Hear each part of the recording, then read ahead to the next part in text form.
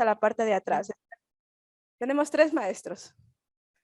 Sí, y así damos ya por iniciada la escuela sabática. Gracias, mi niña. Que se cayó.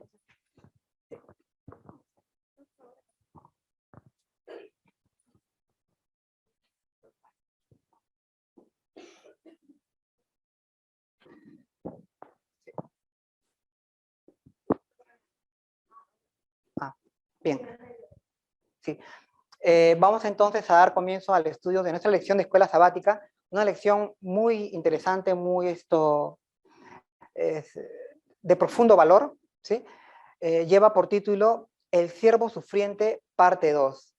¿Sí? Vamos a continuar nuestro estudio acerca de la obra de Cristo, la obra para redimirnos, para hacernos idóneos, para ser habitantes incorporados al reino de Dios, a través del estudio del capítulo 53 del libro de Isaías. ¿Sí? El capítulo 53 del libro de Isaías nos relata acerca de la obra del siervo de Dios, de aquel varón de dolores. Justamente por eso nuestra lección lleva por título El siervo sufriente, aquel varón de dolores que entregó todo por nosotros, por la humanidad, para que pudiésemos tener la oportunidad otra vez de ser hijos de Dios. Vamos entonces a comenzar el estudio de esta hermosa y valiosa lección de escuela sabática. Vamos a empezar el cristianismo. No. Bien. Mira. Enséñalo.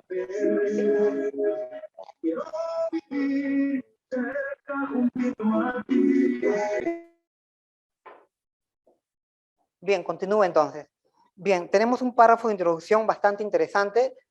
Lo voy a resumir rápidamente para sí preguntar a todos las preguntas, para que ustedes participen. En este párrafo de introducción nos dice básicamente, o Ellen White nos señala las virtudes y las bondades del Evangelio, del plan de salvación de Dios.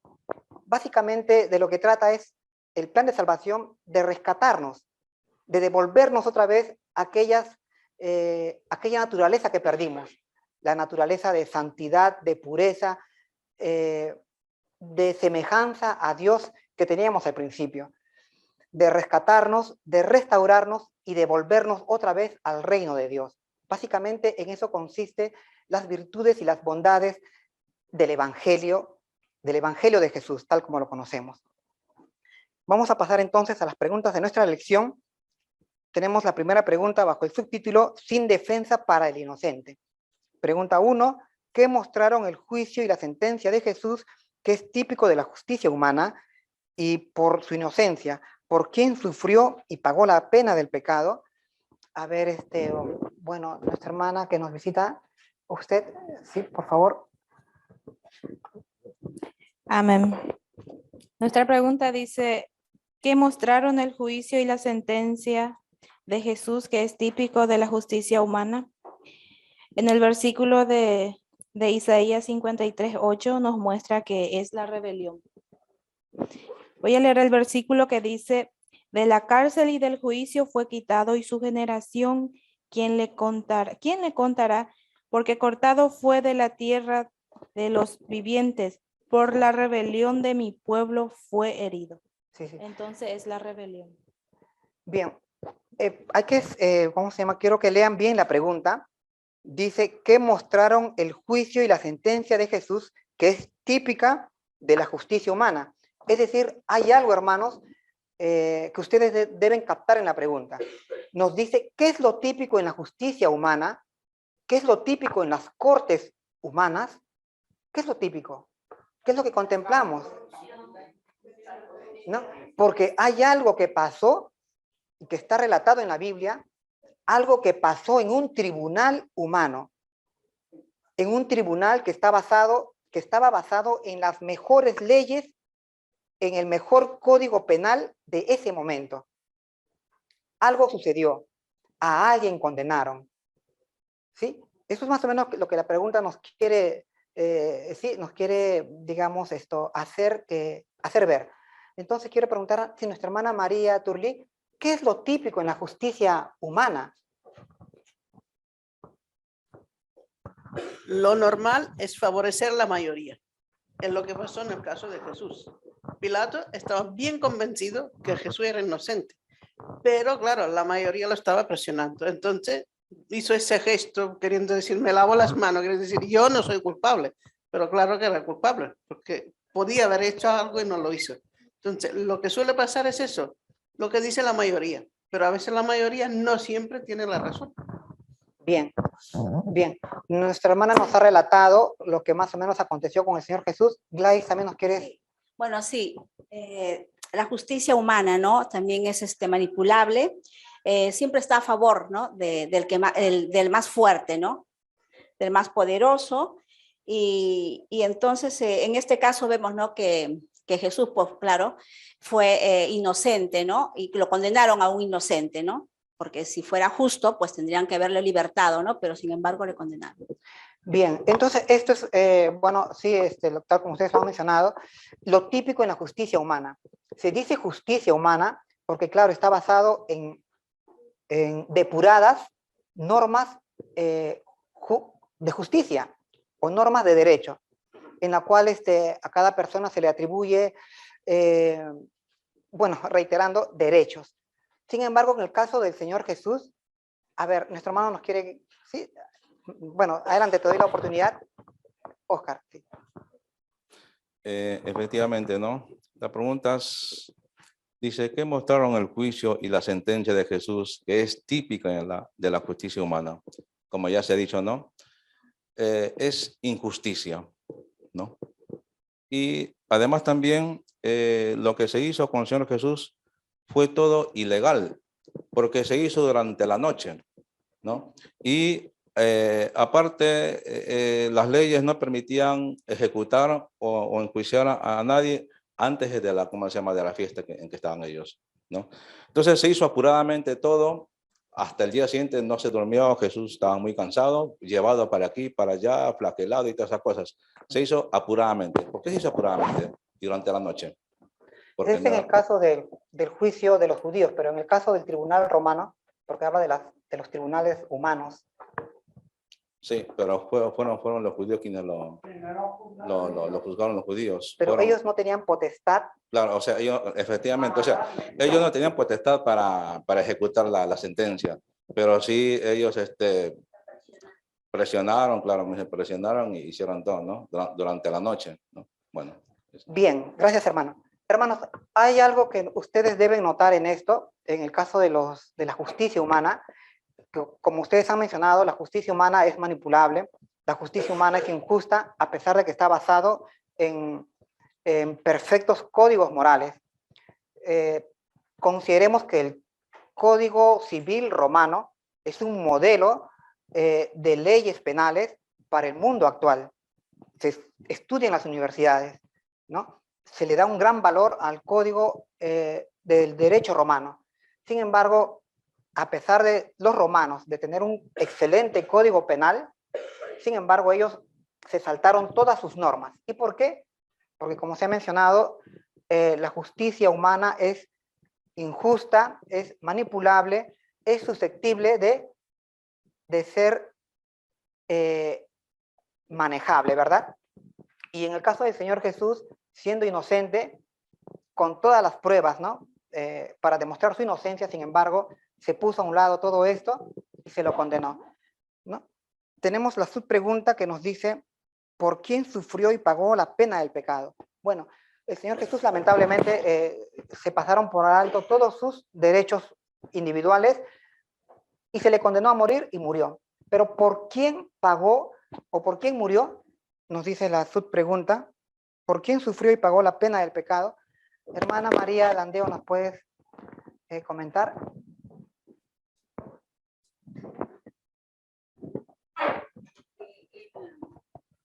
Él murió por el pecado de cada uno de nosotros, porque Él ha cargado todo el pecado cuando deberíamos de morir nosotros por esos pecados que hemos cometido. Pero Él se lo cargó todo para librarnos de la muerte. y así de esa manera él ha muerto sin inocente. protestar, sin decir nada, ¿no? Él se cayó y él se la cargó todas nuestras culpas, todos nuestros pecados, todo se lo llevó. Así es, así es. Daisy quería complementar la idea. Sí, vemos que desde que fueron creados Adán y Eva, ¿cuál fue la sentencia? Que decía que el día que comieran de aquel árbol, de la ciencia del bien y del mal, ¿qué iba a pasar? Morirían, ¿sí? Claro. No murieron ese mismo instante, no fue comer y caer muertos como que estuvieran envenenados, pero empezaron a morir lentamente y a partir de allí todas las generaciones han muerto, a excepción de aquellos que fueron llevados por Dios, ¿no? Pero todos han muerto. Entonces, es decir, esta sentencia se tiene que cumplir sí o sí. O sea, se tenía que cumplir sí o sí y se sigue cumpliendo y nosotros seguimos muriendo. Ninguno somos eternos y seguimos muriendo. Entonces, aquella sentencia como se tenía que cumplir y para que nosotros no muramos eternamente, pues justamente vino Jesús a pagar aquello y murió para que nosotros en lugar nuestro, porque si no nosotros tendríamos que morir eternamente, no tendríamos la oportunidad de salvarnos y eso fue lo que hizo Jesús. Sí, sí. Bien, vamos a pasar a la segunda pregunta. De todas formas debe quedar claro que nuestro Señor Jesús murió por salvarnos, tomando nuestro lugar, porque los que son culpables de delito, ¿quiénes son? Los que han transgredido las leyes de Dios. Somos culpables de haber transgredido las normas de Dios y por consiguiente hay una sentencia contra nosotros. Pero esa sentencia contra nosotros no fue contra nosotros, sino que alguien tomó nuestro lugar, que es Cristo Jesús, ¿no? Vamos a la siguiente pregunta. Nos dice, aunque la agonía que Jesús sufrió en la cruz fue en compañía de criminales, ¿qué dice la profecía sobre su entierro? ¿Por qué tuvo que pasar por la muerte cuando no había hecho nada malo y no había dicho ni una sola palabra mala? A ver, nuestra hermana también que nos visita nos puede comentar acerca de la pregunta 2.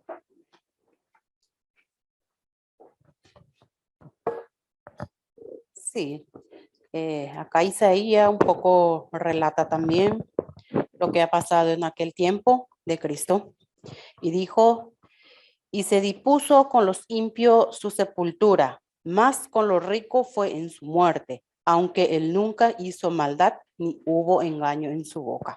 Entonces, que es lo que nos indica aquí, que Jesús fue justo y puede ser justificar el pecado. Así también nos dice que se dispuso con los impios su sepultura, más con los ricos fue en su muerte. Sí, sí. Entonces, ¿cuál sería la respuesta que dispuso la profecía acerca de la sepultura del Señor, dado de que estuvo considerado y condenado como un criminal y por tanto debería ser sepultado junto a los criminales? Pero ¿qué decía la profecía de Isaías 53, 9? Que su sepultura sería con los ricos. ¿Nos puede, nuestra hermana, nos puede complementar la idea? Como dice el versículo, ¿no? Aunque Cristo Jesús vino como humilde, ¿no? Estaba ahí con los humildes, con los criminales. Su sepultura, como dice en Isaías, fue con los ricos. El versículo aún habla que él nunca hizo maldad, ni hubo engaño en su boca. Jesús, sabemos todos que no ha hecho nada, vino, fue culpado por algo que no hizo, fue acusado injustamente, y aún así él no abrió su boca. Como oveja, ¿no? Nos dice Isaías, fue llevado ahí al matadero, no abrió su boca. Y nosotros como sus hijos debemos reconocer ese gran sacrificio que Cristo ha hecho por nosotros, ¿no? De ofrecer a sí mismo como sacrificio en favor de la raza caída. Bien, sí, entonces vemos, de acuerdo a lo que se nos está preguntando, se cumplía la profecía de Isaías 53 en el Señor Jesús, ¿verdad? Porque estas profecías de Isaías 53 se referían a alguien. Y esta persona, este alguien, ¿quién fue? Jesús de Nazaret. En Jesús de Nazaret se cumplieron todas estas profecías de Isaías 53. Vemos ahora que decía la profecía que su sepultura sería con los ricos. Y eso ocurrió con el Señor Jesús. Pues vino un hombre, ¿verdad? Un hombre rico que se lo llevó, bueno, ustedes conocen el relato. Adelante, hermano Vittorio. Por la muerte cuando no había hecho nada malo.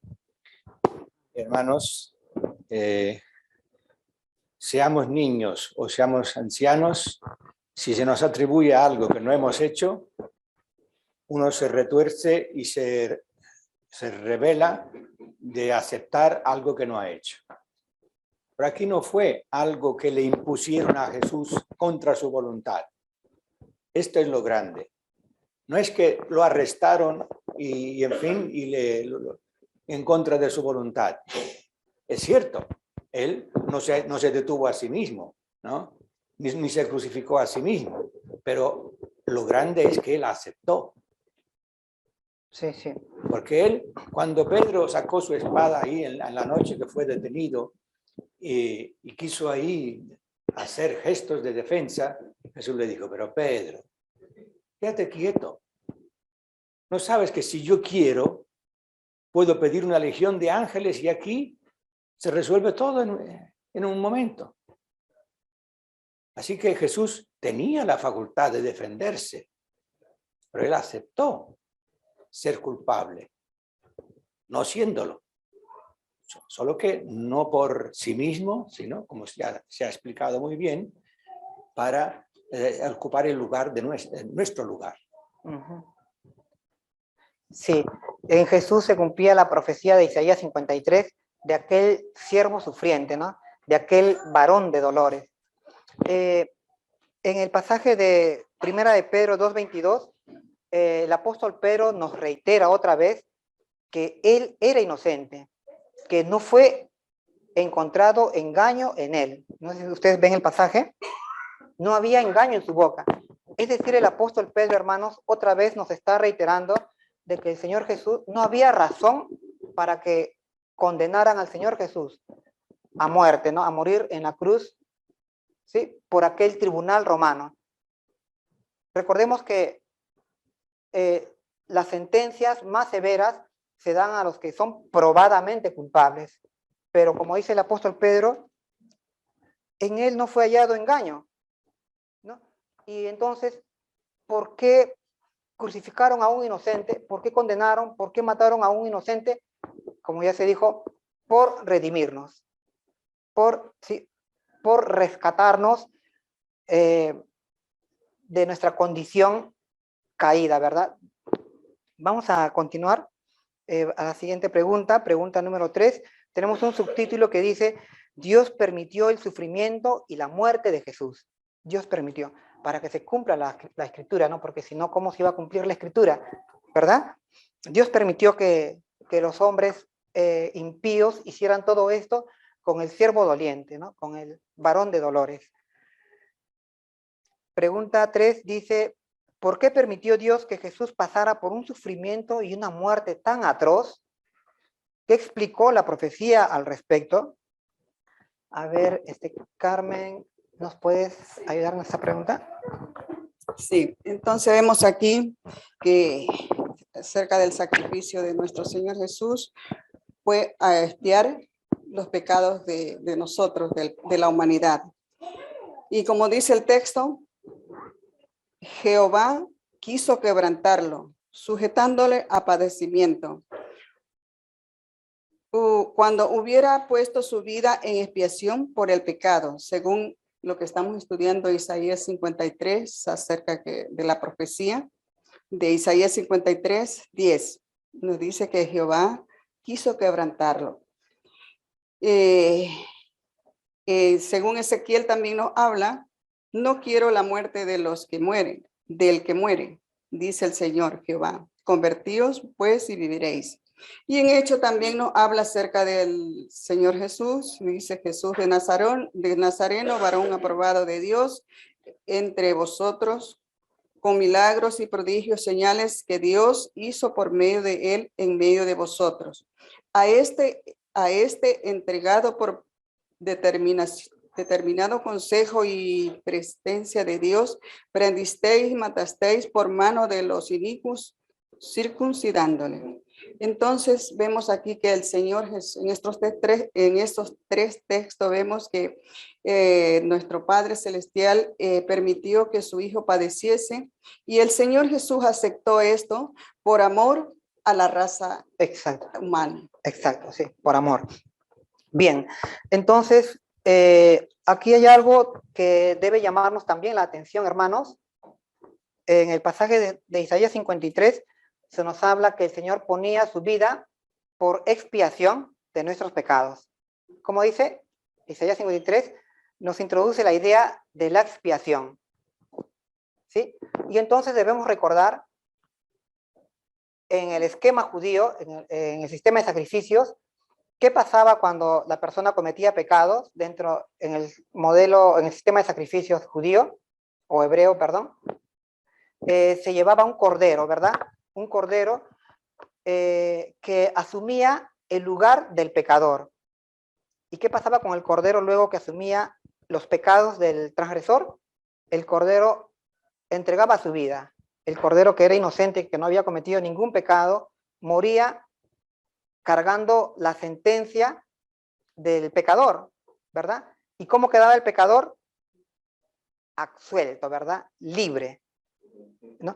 Esto es lo que veíamos en el sistema de sacrificios judío, y que se cumplió con el Señor Jesús, pues Él también era el Cordero de la expiación, de lo que nos habla aquí Isaías 53:10, que tomaba nuestro lugar, nuestra condición culpable, ¿verdad? Para que nosotros quedásemos libres, ¿no? Pero como dice aquí el pasaje, sí, de Hechos 2:23, esto era a causa de la presciencia y el acuerdo de Dios. Pues aquí está la sabiduría de Dios, aquí está el plan de Dios, ¿sí? Materializado para que nosotros pasemos de nuestra condición culpable a una condición absuelta, ¿verdad? De inocentes. Adelante, hermano.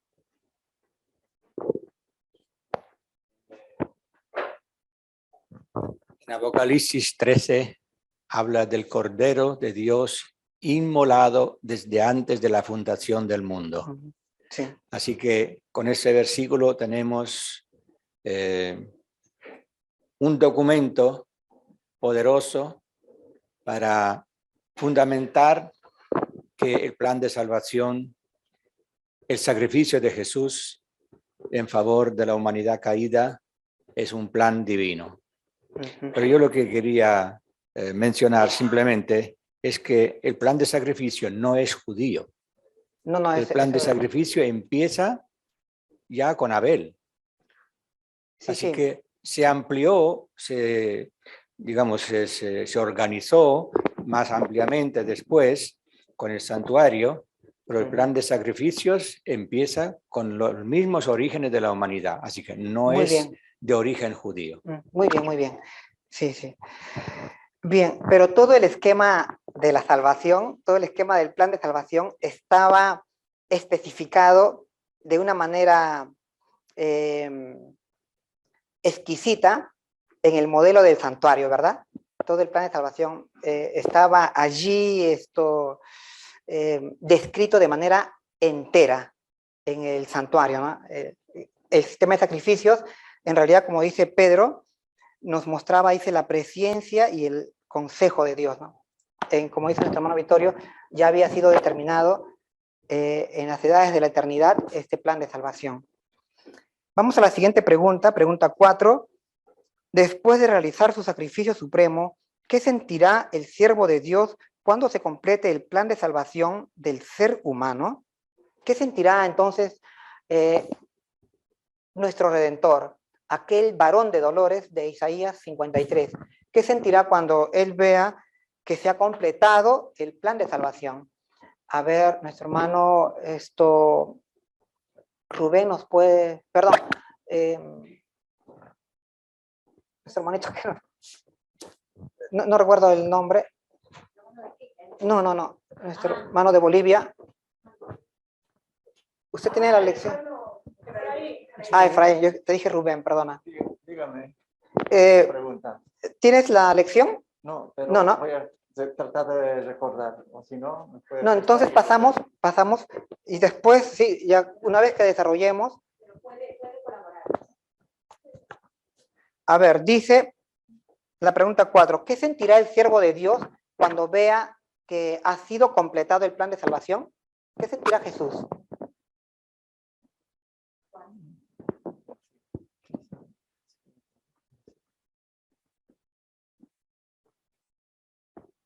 Según mi punto de vista, en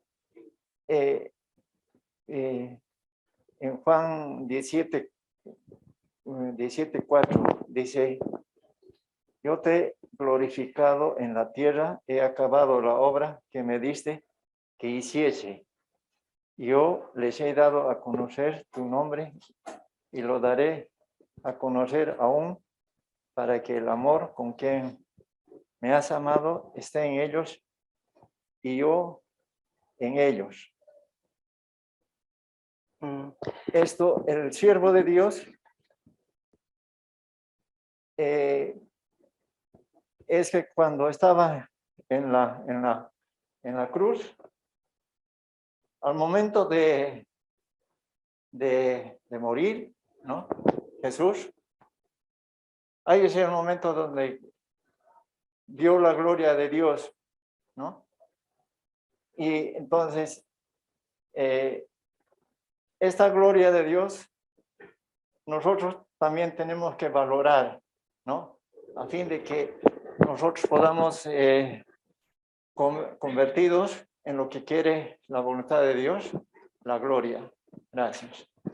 Bien, vamos a responder esta pregunta porque esto es importante o necesario también entenderlo, ¿no? Porque se ha hecho un enorme sacrificio, ¿verdad? El Señor Jesús ha padecido enormemente, un sufrimiento atroz, como nos dice la pregunta, ¿no? El comentario.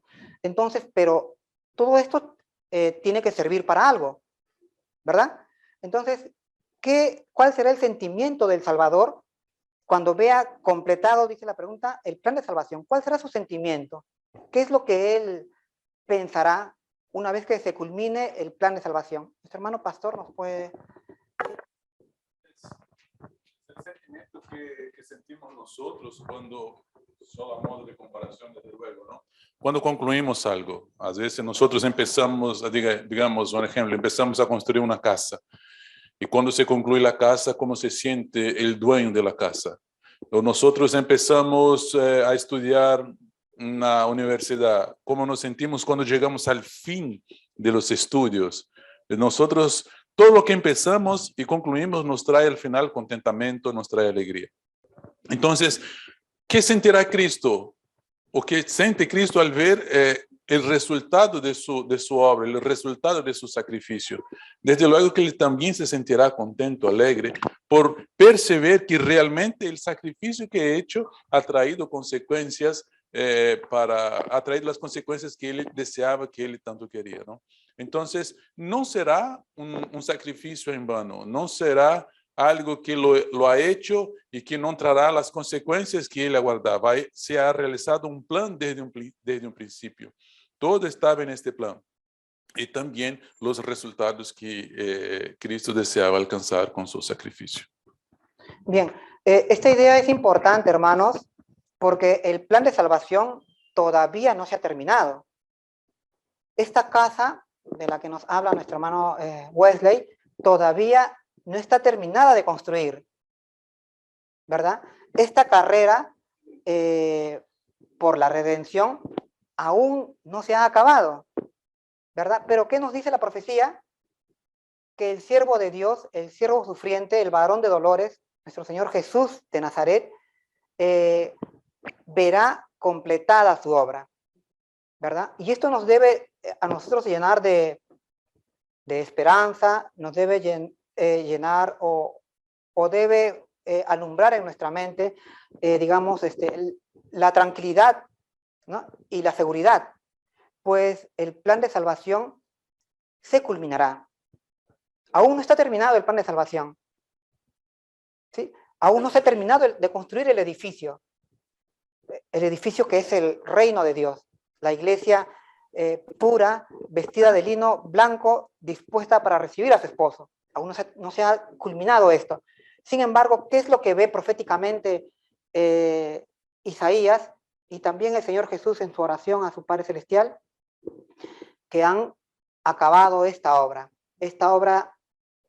de beneficio para la humanidad, de rescate para nosotros, porque ¿qué es lo que se nos ofrece, hermanos? Claro, se nos ofrece otra vez devolvernos a aquel lugar que perdimos. Se nos ofrece devolvernos otra vez la vida eterna. ¿Qué más se nos ofrece?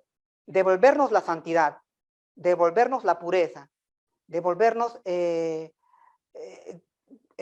la conducta justa, obediente a los mandamientos de Dios, a través de toda esta obra, de todo este sacrificio, ¿no? Ya proféticamente nos dice Isaías 53, que esta obra se culminará, se terminará, no quedará a medias, que es justamente lo que busca el enemigo, que este plan quede sin culminar. Vamos a continuar esta idea en la siguiente pregunta. Dice, muchos serán justificados. Pregunta 5. Viendo el resultado producido por su sufrimiento, ¿cómo se regocijará Jesús en la eternidad? Y gracias al sacrificio del siervo justo, ¿cuántos serán justificados? A ver, nuestro hermano Oscar, ¿nos puedes ayudar en la pregunta 5?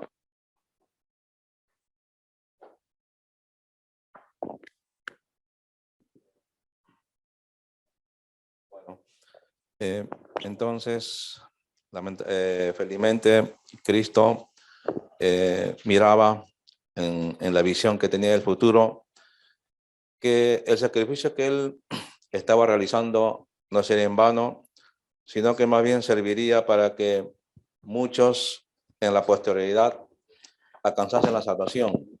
Y también en ese momento él también fue consolado cuando el otro preso, ¿no?, que estaba a su costado, en el último momento de su vida, este preso reconoció a Jesús como su Salvador, lo reconoció como el Hijo de Dios. Y bueno, esto también para él fue un gran consuelo, ¿no?, de que una persona lo había aceptado, ¿no? Y así como él, muchos serían salvos por su gran sacrificio. Entonces esto pues era para él un gran regocijo. Valía la pena en ese momento pasar por lo que estaba pasando. Lamentablemente el tiempo es corto, pero estuve leyendo, el sacrificio en la cruz fue algo muy cruel, que la pena máxima, ¿verdad? Leía escenas muy crudas, ¿no?, que jamás un hombre, no sé, vi que la cruz que los romanos hacían era muy cruel. Si uno se pone a investigar, ¿no?, la historia romana en la parte de la cruz, el crucificado moría, era un sufrimiento, un suplicio muy fuerte, ¿no? Sí, esto también hay que comprenderlo, ¿no? Que la pena máxima para el mayor delito era la cruz, ¿no?, en el sistema romano. Pero vamos a continuar desarrollando esta idea. La profecía, si ustedes ven lo que dice el pasaje de Isaías 53:5, nos dice que muchos serían justificados. ¿Nos puedes comentar, nuestro hermanito que nos visita de Perú? Gracias. Bueno, como dice la profecía en la primera parte, menciona de que su alma será saciada. Y creo que todos podemos comprender el concepto o el término de que saciar es, si tenemos hambre nos saciamos, decir ya no, es como si llegara satisfecho, ¿no?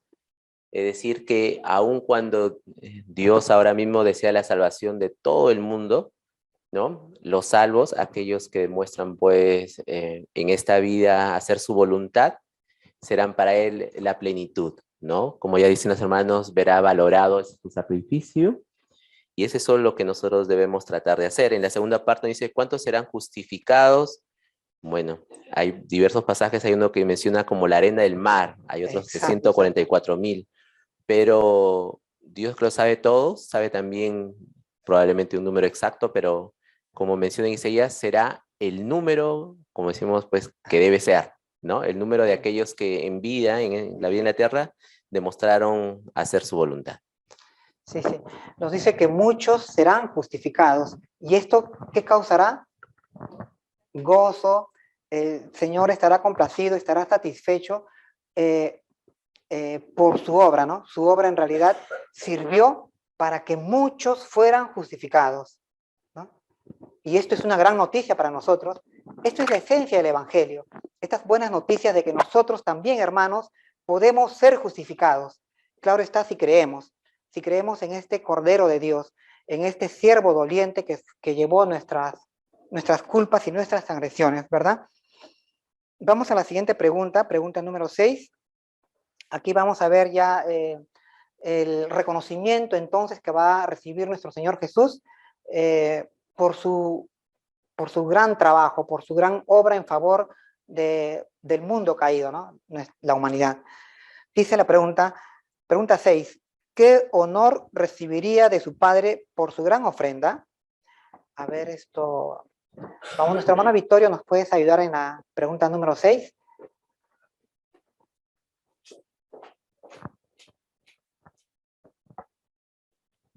Siempre que alguien logra algo hermoso, bueno, positivo, sobre todo cuando es no en elogio propio, sino para el bien de los demás, eso es verdadero heroísmo, eso es verdadera grandeza, cuando no se busca lo propio, sino para los demás.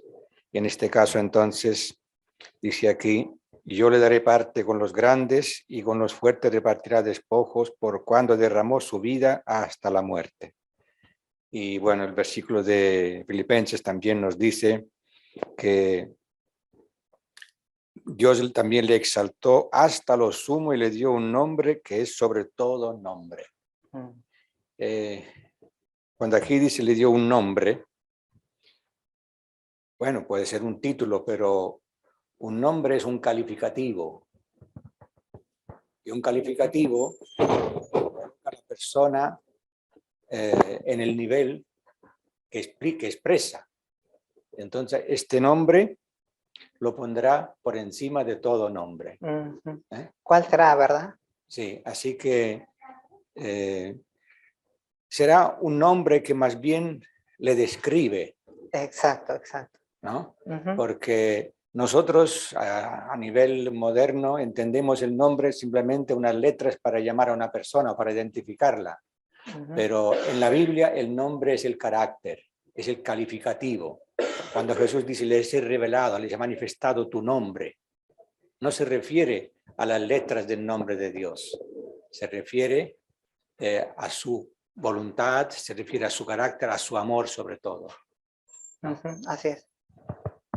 Sí. Bien, es muy interesante, ¿verdad? Lo que nos dice la profecía de Isaías 53, es que en Isaías 53 en realidad está resumido todo el Evangelio, es decir, toda la obra de Cristo, ¿verdad? Desde su ministerio en la tierra, pasando por sus sufrimientos y muerte en la cruz, hasta su exaltación en los cielos, ¿verdad? Isaías 53, un capítulo clave conocido por el mundo cristiano como el Evangelio del Antiguo Testamento, ¿no? Vemos entonces que Dios exaltará sumamente al Señor Jesús. Y como dice nuestro hermano Vittorio, tendrá un nombre que lo describirá completamente al Señor. Vemos que en la Biblia, por ejemplo, los nombres describían a la persona, ¿verdad? Por ejemplo, Daniel, ¿qué describía el nombre Daniel? Al joven Daniel, ¿qué describía? que Dios era, dice, su juez, ¿verdad?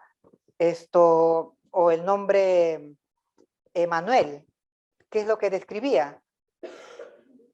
Aquella persona que, en este caso al Señor Jesús, que Él salvaría a su pueblo, que Dios salvaría a su pueblo, ¿verdad? Que Jehová salvaría. Entonces, el nombre describía, como dice nuestro hermano Vittorio, describía a la persona, describía sus atributos, sus cualidades, sus características, en resumen, su carácter.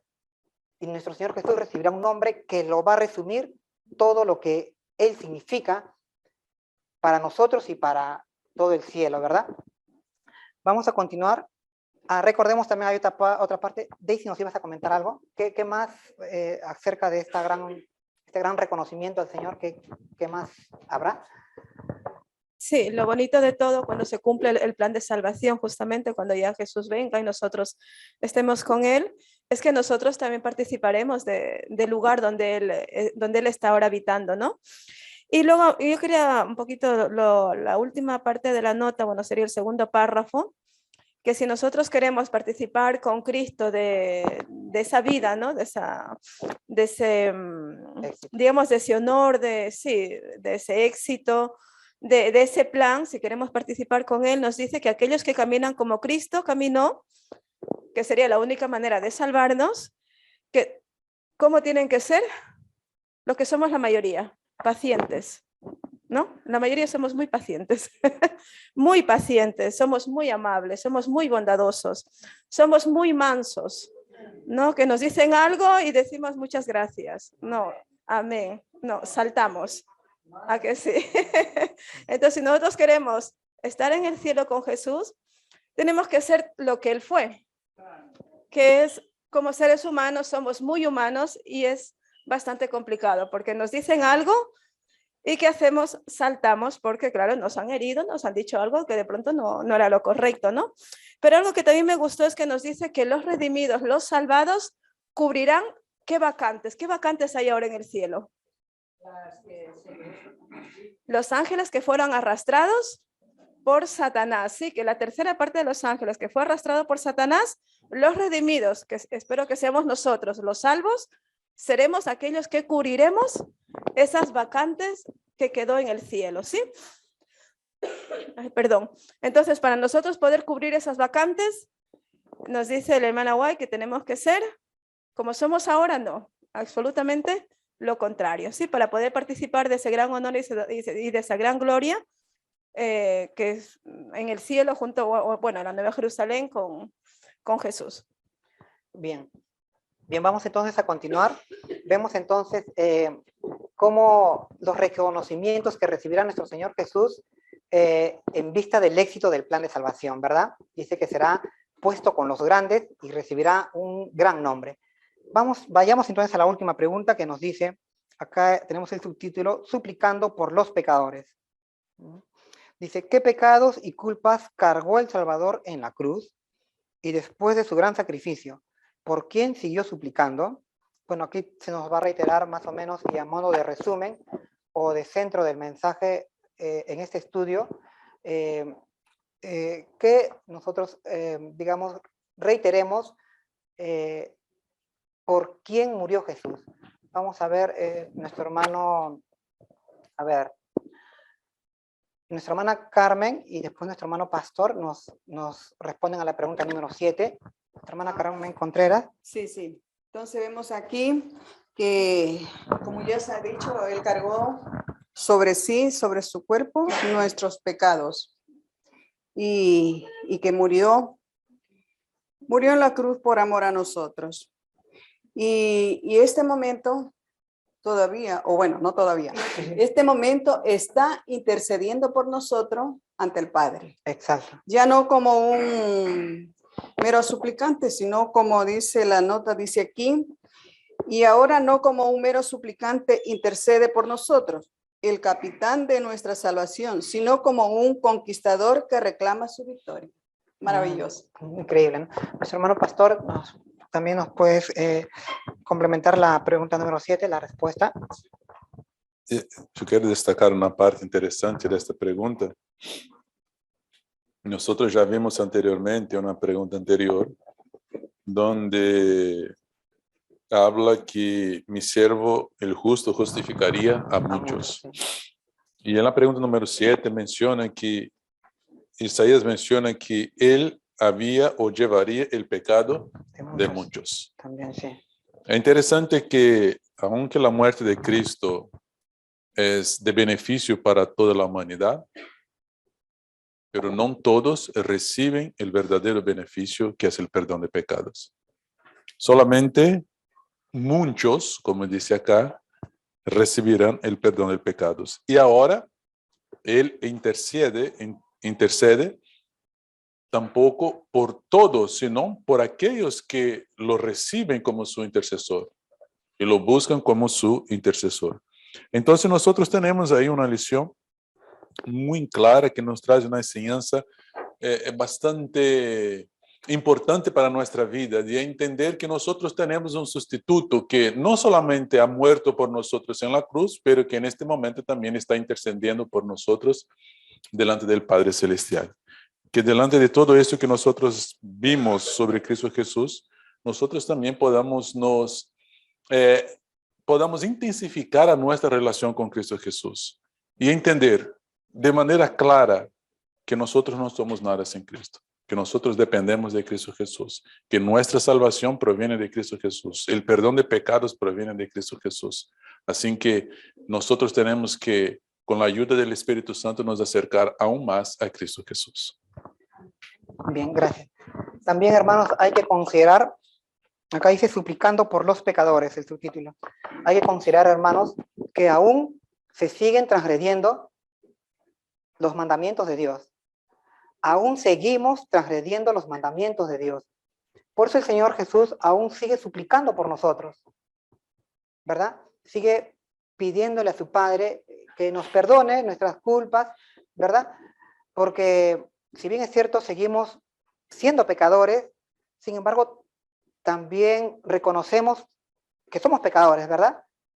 Reconocemos esto y también nos acercamos a Cristo arrepentidos, ¿verdad?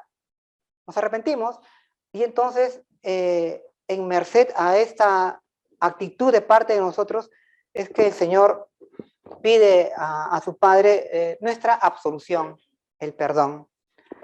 ¿Quisieras agregar algo más, nuestro hermano Donald, a este estudio para terminar?